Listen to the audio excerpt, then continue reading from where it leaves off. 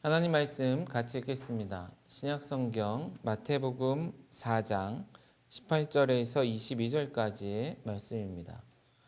신약성경 마태복음 4장 18절에서 22절입니다. 한 목소리로 함께 읽겠습니다. 갈릴리 해변에 다니시다가 두 형제 곧 베드로라 하는 시몬과 그의 형제 안드레가 바다에 금을 던지는 것을 보시니 그들은 어부라. 말씀하시되 나를 따라오라. 내가 너희를 사람을 낚는 어부가 되게 하리라 하시니 그들이 곧 그물을 버려두고 예수를 따르니라. 거기서 더 가시다가 다른 두 형제 곧 세베대의 아들 야고보와 그의 형제 요한이 그의 아버지 세베대와 함께 배에서 그물 깁는 것을 보시고 부르시니 그들이 곧 배와 아버지를 버려두고 예수를 따르니라. 아멘. 여러분 한 주간도 평안하셨습니까? 하나님의 인도하심, 보호하심이 경험되었던 그런 한 주셨기를 바라봅니다. 지난 한 주간을 보내면서 우리 여러 사역자 중에 한 사역자와 평소보다는 조금은 깊은 대화를 나눈 그런 시간을 가졌습니다. 그런 대화를 나누는 가운데 우리가 여전히 많은 변화가 필요하다 이런 생각이 들었고요. 그런 고민을 하는 또한 한 주였던 것 같습니다. 지금까지도 많은 변화를 경험하고 또한 변화하기 위해 노력을 했습니다. 그럼에도 불구하고 여전히 변화가 필요하다라는 것이죠. 사실 이것은 기독교인의 삶에 곧 우리들에게 주어진 숙명이 아닌가 그런 생각도 듭니다. 우리가 소위 말하는 개혁주의, 진리는 변하지 않지만 우리의 삶의 환경과 시대는 바뀌어가고 그런 시대의 변화에 발맞추어서 그 시대에 맞는 교회, 그 시대에 맞는 그리스도인의 삶, 그리스도인의 신앙 이것이 우리의 고민이어야 될 것이고 그것을 위해 끊임없이 변하려고 노력하는 것이 어떤 면에서 진정한 개혁주의적인 신앙을 가진 목회자이며 성도의 삶이겠죠. 우리 교회도 우리의 사역도 당연히 그 범주 안에 드는 것 같습니다. 그런데 우리는 조금만 좀 나태해지면 혹은 조금만 우리가 다른 무엇인가에 창념하기 시작하면 이런 변화의 필요성 그리고 변화의 속도가 뒤처지고 있거나 혹은 멈춰져 있는 것에 대해서 둔감해지기 쉽다라는 것이죠. 이런 우리들의 삶, 이런 삶의 변화가 필요한 시점 그런 때 하나님 앞에서 민감히 반응할 수 있는 우리가 되면 좋겠다라는 그런 생각을 해봅니다. 자, 이런 변화의 필요성이 감지되는 이런 시기, 사실 굉장히 중요한 시기이죠. 왜 그렇습니까? 물론 우리가 우리의 삶은 늘 변화로 채워지지는 않아요. 어떤 변화가 이루어지면 그 변화가 우리에게 익숙해질 때까지 곧 적응 기간을 보내게 되고요. 그리고 그 적응 기간이 끝나면 그렇게 살아가는 시간들이 있지요. 그런 과정 속에서도 물론 작은 변화는 있습니다. 그러나 앞에서 얘기한 것처럼 우리 안에 본격적인 변화가 필요한 시점, 그래서 그것을 감지하고 그러한 노력을 시작하는 그 시점은 어떤 면에서 굉장히 중요한 시점이다라는 거예요. 왜 그럴까요? 왜 그러냐면 그 시점에 우리의 변화의 방향이 수정되기 때문이다라는 것이죠. 물론 작은 변화들이 이루어지지만 자 이제 진짜 변화의 때야. 좀 달라져야 되겠어. 여러분들의 삶에도 그런 경험들, 그런 다짐들을 많이 하시죠? 그런 다짐을 하고 고민이 시작되는 그 시점, 그리고 그 과정, 그 시간이 지난 뒤에 우리의 삶에 어떤 변화가 시작이 되면 그것은 우리가 인식하든 인식하지 못하든 인지하든 인지하지 못하든 방향의 수정이 이루어져 있을 것이다라는 것입니다. 이런 방향의 수정은 결과적으로 시간이 지났을 때에 큰 결과의 차이를 만들어내기 때문이다라는 것이에요. 우리가 감지하지 못할 정도의 변화는 그냥 그 정도에서 왔다 갔다 하겠지만 우리가 한번 변화해야 되겠다, 다른 삶을 살아야 되겠다라고 결정을 한다면 그리고 그것을 통해 어떤 방향을 수정하게 되면 그때부터는 큰 변화들이 우리의 삶에 찾아오기 때문이다라는 것입니다. 우리들의 인생을 돌아봐도 그런 시점들이 있었을 것입니다. 여러분들의 인생에서도요. 우리 교회의 지난 몇 년 동안의 사역의 내용들을 볼 때도 그런 중요한 시점들이 있었죠. 물론 완벽한 변화를 위한 그 좋은 시간, 충분한 시간, 또한 충분히 좋은 결정을 내릴 만큼 어떤 값진 변화를 만들어낸 시간들로만 채워지기는 굉장히 어렵죠. 많은 시행착오와 실수를 할 수밖에 없습니다. 그러나 어쨌든 그것이 실수였던 좋은 변화의 시작이 되었던 우리는 끊임없이 변화하는 삶을 살아내고 있다라는 것이에요. 그런데 바로 이 지점에서 이러한 생각이 멈추는 곳에서 우리는 또 한 가지 중요한 것들을 점검해야 되지 않겠냐라는 것입니다. 변화가 필요한 것을 감지하고 변화를 위해 노력하는 것은 어떤 면에서 쉬운 것이지만 그 변화의 고민과 그 변화의 시작점은 어디서부터 시작을 해야 할까? 무엇을 기준으로 다시 무엇으로부터 시작할까를 결정하는 것은 굉장히 중요하다라는 것입니다. 한마디로 이런 시점에 우리는 다시 한번 우리가 무엇을 기준으로 변화를 고민하고 또한 지금의 우리의 모습을 변화시켜 가야 될지에 대한 그러한 결정, 그러한 기준을 점검하는 것이 필요하다라는 것이에요. 참으로 안타까운 것은 많은 사람들이 이런 변화의 시점에 단지 자신이 서 있는 곳, 지금 내가 살아가고 있는 삶, 내 삶의 현장에서 경험되어지는 것만을 놓고 이렇게 변해야 되겠다, 저런 변화가 필요하다라고 생각한다라는 것이에요. 그런데 그렇게 하다 보면 끊임없이 길을 잃게 되는 것이죠. 애당초가 삐뚤어지거나 혹은 벗어나 있는데 그것을 기준으로 오른쪽 왼쪽 왔다 갔다 하다 보면 더 다른 방향, 그러니까 그릇된 길로 가기가 쉽지 않겠냐라는 것입니다. 바로 이러한 시점에 다시금 우리는 멈춰서서 우리는 어디서부터 시작했는지, 무엇으로부터 우리가 이 길을 걸어오기 시작했고 또한 우리는 왜 이 시점에 변화가 필요하다고 이야기하는지에 대해서 다시 한번 점검하는 것, 생각하는 것이 필요하다라는 것입니다. 자, 개인의 삶에서도 마찬가지고 공동체의 삶에서도 마찬가지입니다. 그리스도인 우리 개인의 삶, 그리고 교회로서 1차적으로는 건강한 교회, 우리 교회 공동체 변화의 그 시점에 역시도 어떻게 우리가 이러한 삶을 시작하게 되었고 이 길을 걸어가고 있게 되었는지를 점검하는 것은 굉장히 필요하다라는 것입니다. 사실 우리가 오늘 읽은 말씀 마태복음 4장 18절에서 22절은 그러한 관점에서 제자들, 특별히 지금 시즌적으로는 부활절이 지나지 얼마 안 된 시점이잖아요. 2000년 전으로 돌아간다면 굉장히 여전히 혼란스럽고 어려움 속에 있을, 물론 부활하신 예수님과 함께 생활하고 있을 시기이긴 하지만 이후 얼마 지나지 않아 예수님은 승천하시고 물론 예수님의 사명도 받고 여러 가지 사역들을 감당해야 되는 책임이 주어졌지만 그러한 환경과 상황 속에서 어떻게 살아내야 할지, 어떻게 사역을 감당해야 될지 혼란스러운, 다른 말로 큰 변화의 변곡점에 서 있는 그들에게 있어서 이 주님을 만났던 때의 그 첫 기억, 첫 만남을 회상하고 그것을 기준으로 삼아 지금 자신이 어디 와 있는지 그리고 앞으로 어디로 가야 되는지를 생각하는데 큰 도움이 되는 말씀이 아닌가 그런 생각이 든다는 것이죠. 그러므로 오늘 우리 역시도 개인으로서의 나 그리고 공동체로서의 우리 교회 역시도 어떤 크고 작은 변화가 필요하다면 이런 변화의 방향을 결정한 이 시점에 주님께서 우리를 부르실 때 그 첫 모습 그리고 그때 우리에게 하신 말씀, 우리에게 부여하신 그 만남이 갖는 의미와 목적에 대해서 다시 한번 생각하고 그것을 지금 이 시점에 우리의 변화의 시작점으로 삼으면 어떨까 하는 그런 생각이 듭니다. 자, 그런 면에서 이 말씀, 우리가 읽은 말씀에서 예수님이 제자들에게 하신 말씀, 그 표현은 굉장히 중요하겠죠. 그게 뭐죠? 4장 19절에 있는 말씀입니다. 다 같이 읽어볼까요? 자, 같이 봅니다. 말씀하시되 나를 따라오라. 내가 너희를 사람을 낚는 어부가 되게 하리라. 자, 많은 시간이 지나고 제자들은 제자로 또한 공동체로 생활하고 있는데 살아가고 있을 터인데 그들의 그 첫 시작, 곧 예수님과의 만남의 첫 시작에 예수님께서 그들을 부르실 때에 너희들은 이와 같은 사람이 될 것이다.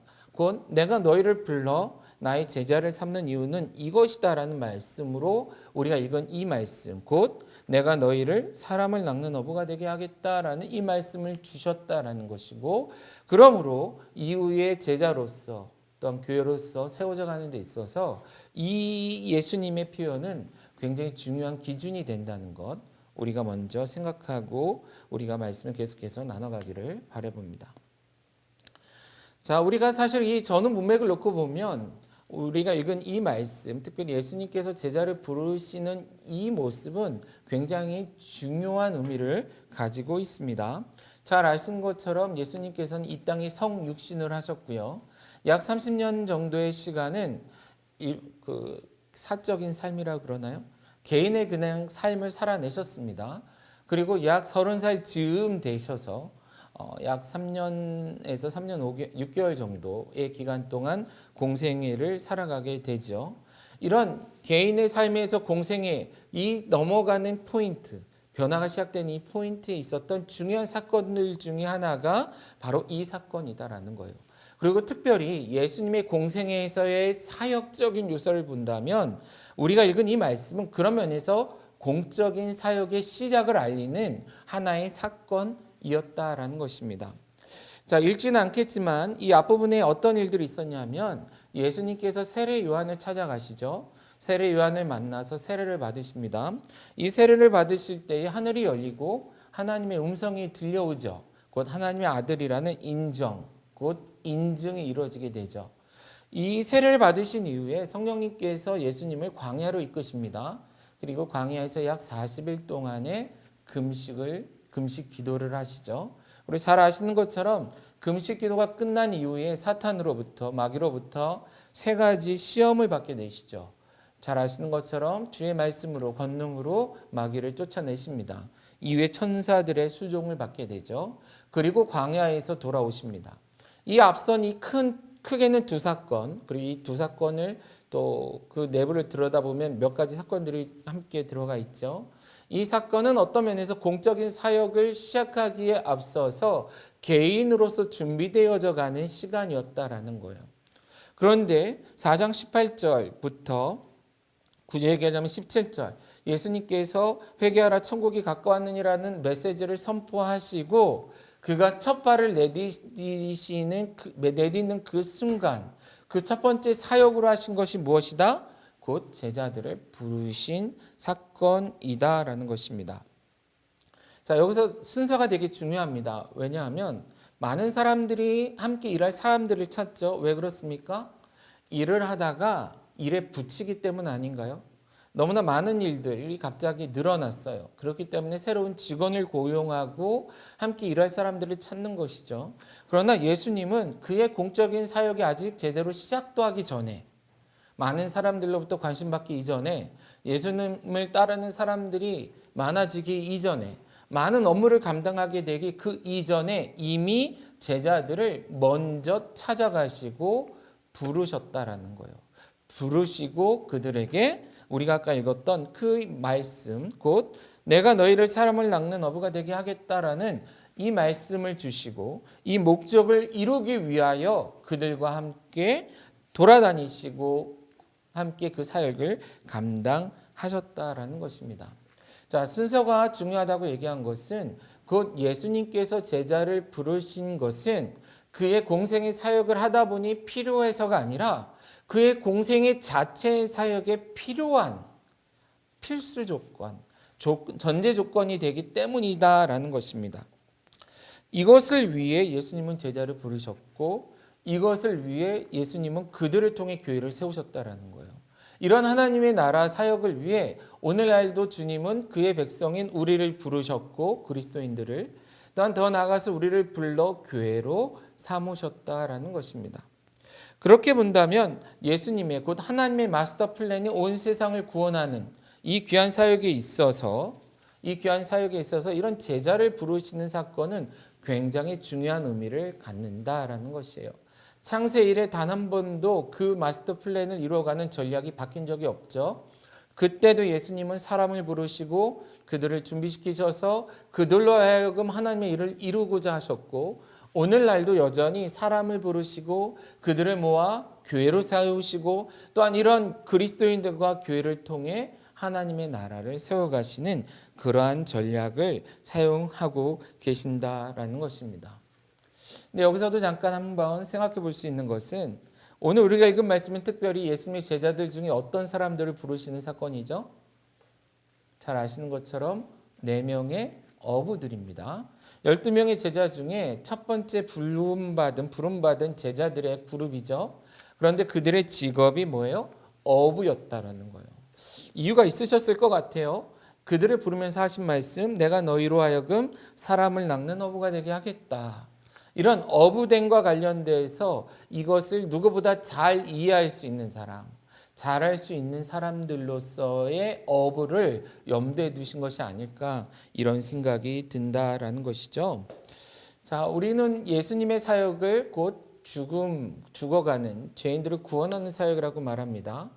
아마도 이런 그림이 그려지지 않았을까 싶어요. 바다에 빠져 허우적대고 있는 수많은 사람들, 그들을 생명으로 구원하기 위한 하나님의 사역, 예수님의 사역, 그 사역을 위해 함께 동역할 혹은 예수님의 승천 이후에도 지속적으로 그 사역을 감당해야 할 그러한 제자들, 그런 제자들은 어떤 사람들인가? 말 그대로 바다에서 무엇인가를 건져내본 사람들. 이해력이 좀 빠르겠죠. 물론 우리는 물고기를 잡는 일, 곧 낚시하는 일, 어부들이 그물을 통해 물고기 잡는 것을 바다에서 죽어가는 물고기를 건져내 살렸다라는 표현을 쓰지는 않을 겁니다. 그런 것은 아닐 거죠. 하지만 마치 그와 같은 그림으로 보시지 않았을까 싶어요. 이 망망대해에 죽어가고 있는 수없이 많은 사람들을, 그들을 건지기 위한 주님의 계획, 그 주님의 계획을 이루기 위해 누가 이것을 가장 잘 이해하고 누가 효과적으로 감당할 수 있을까? 어부들. 그래서 예수님은 제자들 중에 첫 번째 그룹으로 어부들을 선택한 것은 아닐까. 그렇게 본다면 예수님의 관점, 하나님 나라의 관점에서 우연은 없는 것이죠. 하나님은, 곧 예수님은 의도함도 있었고 또한 우리에게 나타내고자 하신 것도 있는 것입니다. 재미있는 것은 예수님의 제자들은 정말 그런 표현이 맞는 것 같아요. 우리 경상도 남자들이 아내에게 선물할 때 이런 얘기한다면서요. 오다 주었다 이렇게 얘기하죠. 이거 별거 아니야. 예수님이 제자를 부르시는 사건은 그것처럼 보입니다. 오늘 읽은 말씀도 보시면 18절에 보시면 갈릴리 해변에 다니시다가 두 형제를 만났다. 그리고 제자로 부르셨다. 또 길을 가다가 또 2명의 형제를 보았다. 또 그들을 부르셨다. 길을 가다가 길 옆에 앉아서 세금을 정리하고 있던 한 남자를 보았다. 그리고 그를 부르셨다. 진짜 길 가다 하나씩 그냥 부르시는 것 같아요. 주워 가는 것처럼. 그러나 이 모든 것 우연 아니다라는 것입니다. 하나님 나라의 필연이다라는 것이죠. 남들 눈에는 혹은 당사자들 눈에조차도 우연처럼 보이지만 그것은 우연이 아닌 필연, 곧 운명이었다라는 것이죠. 하나님께서는 우리를 그렇게 부르셨다라는 것이에요. 지금도 그렇게 부르고 계신다라는 것이죠. 앞에서도 말씀을 드렸지만 이러한 제자를 불러서 하나님 나라를 세워가시는 이 전략은 예수님 오시기 이전에도 이미 있었던 일입니다. 예수님 시대에서도 그리고 예수님 이후에도 더 나아가 오늘을 살아가는 우리 이 시대에도 이 전략은 바뀐 적이 한 번도 없다라는 것이에요.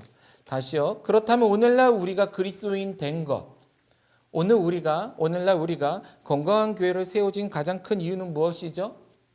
자, 예수님이 제자들을 만나 말씀하신 그 표현, 내가 너희로 무엇? 사람을 낚는 어부가 되게 하겠다. 물론 신학적으로나 신앙적으로나 많은 것을 얘기할 수 있을 것입니다. 그러나 가장 선명하게 기억되어져야 되는 이유는 뭐라고요?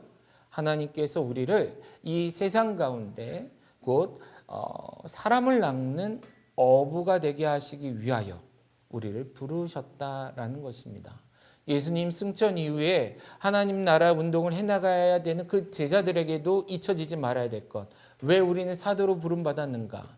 바울 사도가 예수를 만난 이후에 변화된 그 삶에서도 역시나 잊지 말아야 될 것. 왜 예수님께서 우리를 부르셨는가? 그 첫 번째 고백, 그 목적이 무엇이다라고요? 너희는 사람을 낚는 어부가 되기 위하여 부름받았다라는 것입니다. 제가 오늘 설교를 시작하면서 우리 교회, 건강한 교회의 변화, 우리 사역의 변화, 물론 하루아침에 많은 것이 업사이드 다운 되지는 않을 겁니다. 작은 변화들이 계속 시작되겠죠. 그러나 그런 변화조차도 무엇을 기준으로 할 것인가 했을 때 바로 이것이어야 되지 않겠냐라는 것이에요. 주님이 원하시는 그것을 위하여, 꼭 그 첫 번째 목적을 위하여 그것을 이루는, 그 목적을 이루는 것으로서의 변화. 어제가 불편해서 오늘 더 좋은 것을 추구하는 것이 아니라, 오늘 불편해서 내일 또한 새로운 것을 추구하는 것이 아니라, 원래 우리의 목적이 그것이기 때문에, 우리의 삶의, 우리 교회의 목적이, 부름받은 목적이 이것이기 때문에 그것을 위하여 오늘 내가 불편하든 오늘 내가 더 편해지든 그것과 상관없이, 그것과 상관없는 결정을, 그러한 변화를 추구하는 삶이 돼야 되지 않겠냐라는 것입니다. 자, 조금 더 나아가도록 하죠. 그러면 예수님께서는 이 말씀, 이런 부르심을 주시면서 사람을 낚는 어부가 되겠다 하시는 이 말씀, 이 목적 속에 그럼 무엇을 말씀하고 있냐라는 거예요. 제가 오늘 설교 중에도 전략이라는 단어를 쓰고 있는데, 예수님의 제자 부르심을 통한 세상 구원 프로젝트, 그 프로젝트를 위한 구체적인 전략은 무엇이었냐라는 것이에요. 이 짧은 한 줄 속에 그 전략이 사실은 다 담겨져 있습니다. 자, 그 말씀 다시 한번 읽어볼게요. 9절인데요. 나를 따라오라. 내가 너희를 사람을 낚는 어부가 되게 하리라. 여기서 동사가 되게 중요합니다. 주님께서 앞으로 하시겠다는 것은 뭐예요? 첫째, 나를 따라오라.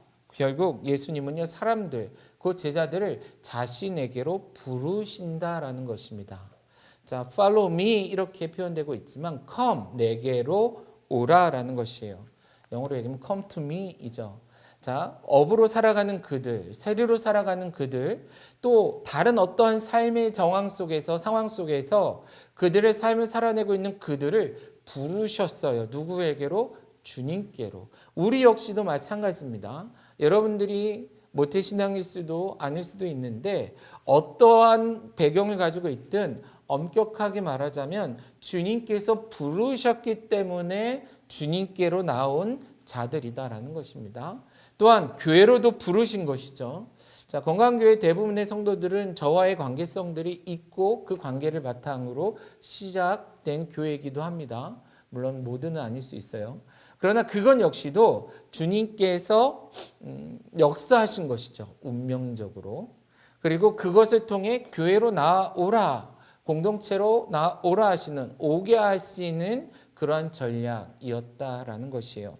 자, 두 번째는 뭐죠? 두 번째는 내가 너희를 사람을 낚는 어부가 되게 하겠다.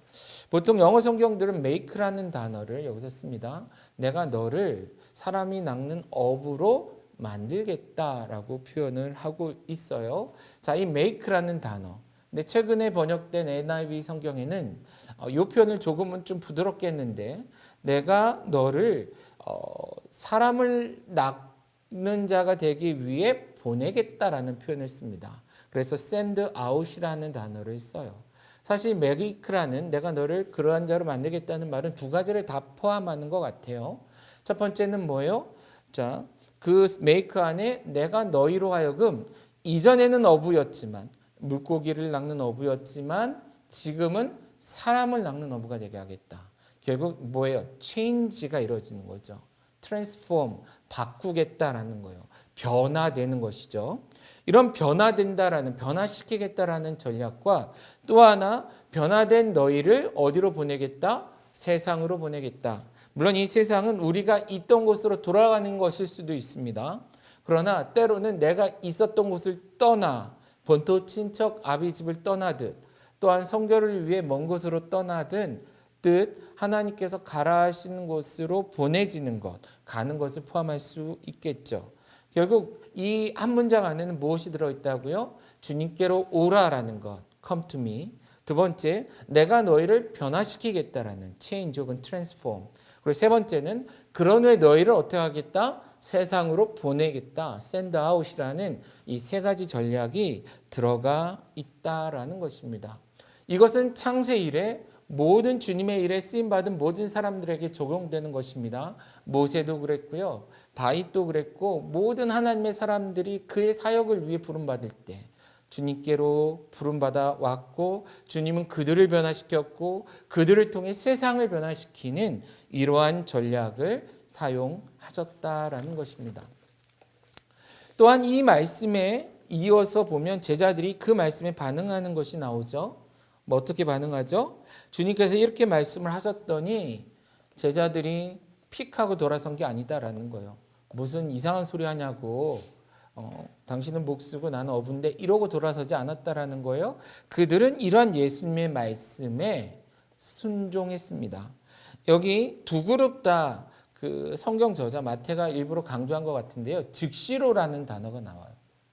즉시로 주님을 따랐다.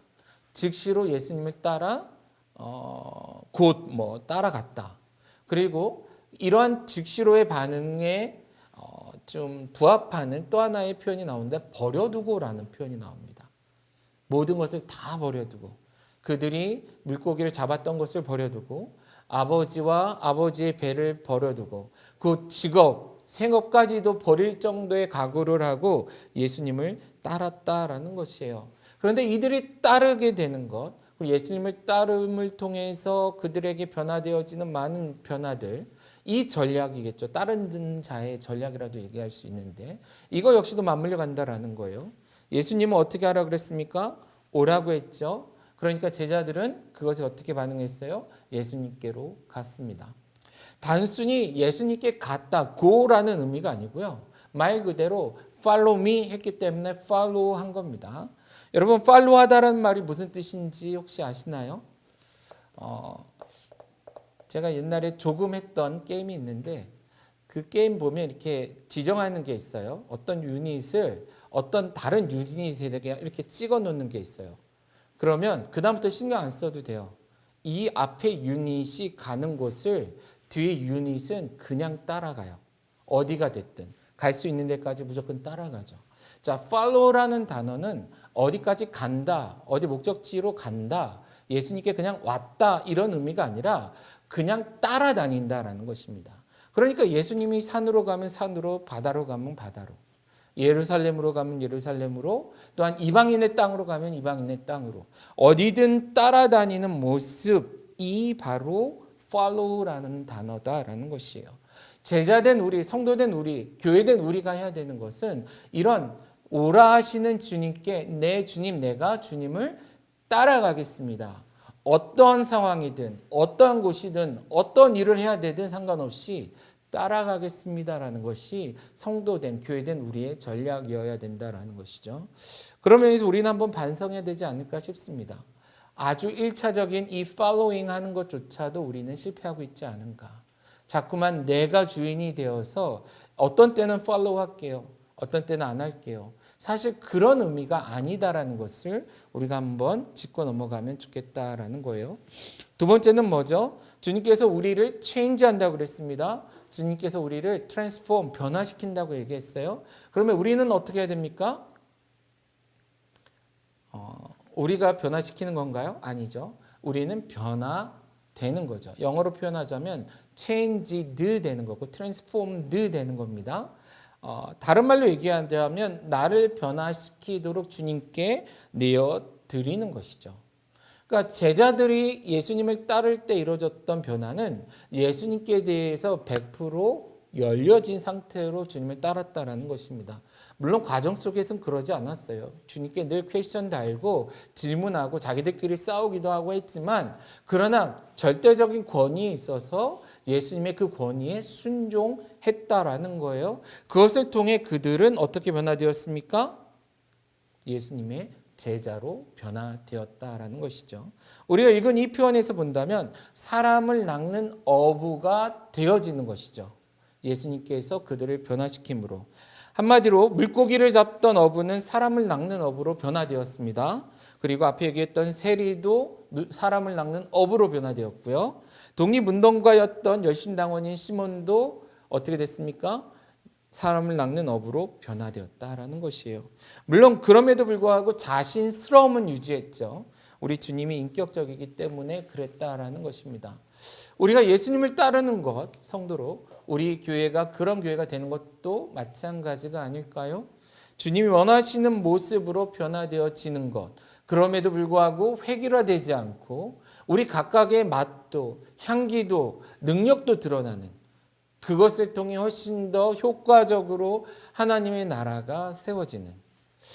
저 어렸을 때 그런 고민을 한 적이 있어요. 바다에 그렇게 배가 많이 떠다니니 내가 잡을 물고기 다 잡아갈 것 같아 걱정했어요. 낚시를 한다고 생각할 때.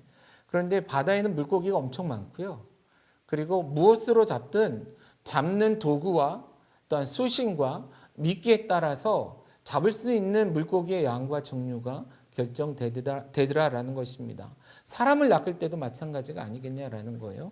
그래서 하나님께서는 다양한 사람들을 불러 사용하신다라는 것이죠. 마지막 제자인 우리의 전략은 무엇입니까? 마지막 뭐예요? 주님이 샌드 보낸다 그랬죠? 그럼 우리는 뭐 해야 되는 겁니까? 가야 하는 것이죠. 말씀드린 것처럼 우리가 출발했던 그곳을 리턴해야 될 수도 있습니다. 하지만 때로는 새로운 곳을 향해 나아가야 될 수 있는 것이죠. 한때 개봉하고 되게 유행했던 애니메이션 영화 중에 겨울왕국 2인가요? 그 겨울왕국 2에서 유명한 노래가 또 하나 나왔죠. 근데 그 가사 속에 뭐가 있어요? Into the unknown. 뭡니까? 미지의 세계를 향해서. 사실 우리의 삶은 그런 것 같아요. 그래서 힘듭니다. 주님 우리를 가라 하세요. 그런데 우리를 때로는 리턴 시켜요. 그때는 좀 마음이 편하죠. 그러나 이전에 밟아보지 않은 땅, into the unknown, 모르는 곳, 경험하지 않은 곳으로 보낸다라는 것입니다. 그런 면에서 우리 교회가 좀 어렵습니다. 건강한 교회 사역은 사실 되게 어렵습니다. 많은 사람들, 우리 사역자들도 혼란스럽고 힘들 텐데 어렵습니다. 왜 어렵냐면 저 역시도 가보지 않은 길을 개척해 가는 사역들이 대부분이기 때문입니다. 비슷해 보이고 같아 보여요. 그러나 다릅니다. 근데 그것이 어떻게 다른지 정말 설명하기도 어려울 때가 있습니다. 시간이 지나고 나서야 설명이 가능하다라는 거예요. 왜요? 우리 역시도 그런 곳을 향해 가라고 보냄받았기 때문에, 주님이 가라 했기 때문에 아멘하고 따라갔기 때문이다라는 것이죠. 그렇기 때문에 우리가 건강한 교회가 건강한 교회답게 세워져 가려면 어쩔 수 없습니다. 우리는 계속 고민해야 되고 계속 열려 있어야 되는 것이죠. 계속 함께 몸부림쳐야 되는 거예요. 그것을 통해 하나님이 원하시는 교회로 변화돼야 된다라는 것입니다. 이제 말씀을 정리하겠습니다. 그렇다면 이런 상황 속에서 이러한 전략, 주님의 전략과 제자들의 전략들을 통해 우리가 어떻게 살아야 되냐라는 것입니다. 잘 아시는 것처럼 여전히 주님은 우리를 사람을 낚는 어부가 되게 하고 계시죠. 우리를 부르시고 보내고 계십니다. 그런데 이 세상에 문제가 있다라는 거예요. 어부들은 많은데, 곧 제자는 많은데 그물 안에 물고기가 없다라는 거예요. 한번 생각해 보자라는 것이죠. 인구는 비약적으로 늘었는데 이 시대에 전도되어지고 주님의 백성으로 변화되어진 인구는 줄어들고 있다라는 거예요. 모순이다라는 것이죠. 뭐가 문제냐라는 것이에요. 혹 우리가 이 기준으로부터 벗어났기 때문은 아니냐라는 것이죠. 주님께서는 오라, 그리고 변화되라, 그리고 가라 하시는데 주님께 나아가지도 않고 주님 앞에 자신을 내어놓아 나를 변화시키소서 하지도 않고, 더 나아가 가라 하심에도 불구하고 가지 않고, 그렇기 때문에 그렇게 많은 사람들이 살아감에도 불구하고, 그렇게 많은 사람들이 여전히 복음을 목말라하고 있음에도 불구하고, 그들이 주님의 복음을 듣지 못하고 들었음에도 불구하고 주님께로 나와 주님 백성으로 변화되어지는 역사가 지금 잘 경험되고 있지 않는 그런 현실이지 않냐라는 것입니다. 이런 때 만약에 우리에게 어떤 변화가 필요하다면 이러한 주님의 부르심에 맞는, 목적에 맞는 그러한 모습으로서의 변화, 한 개인도 마찬가지, 건강한 교회도 마찬가지, 이 시대의 모든 교회와 크리스천들도 마찬가지, 그러한 관점으로 다시금 처음 제자들이 예수님을 만났던 그때를 기억하며, 혹은 우리가 개인적으로 주님을 처음 만났던 그때를 기억하며, 혹은 건강한 교회에 함께하며 건강한 교회로 부름받았을 때 그때를 기억하며, 바로 그때 주님께서 우리에게 주신 그 사명, 주님이 우리에게 제시하신 그 기준, 그 목적을 기준으로 오늘 나는 어떤 변화가 필요한가, 그리고 앞으로 우리는 어떤 변화를 경험하고 만들어내야 될까를 고민할 수 있는 우리가 되었으면 좋겠고 이런 변화가 잘 이루어질 수 있도록 함께 기도해 주시고 동역해 주시기를 주님의 이름으로 부탁드립니다.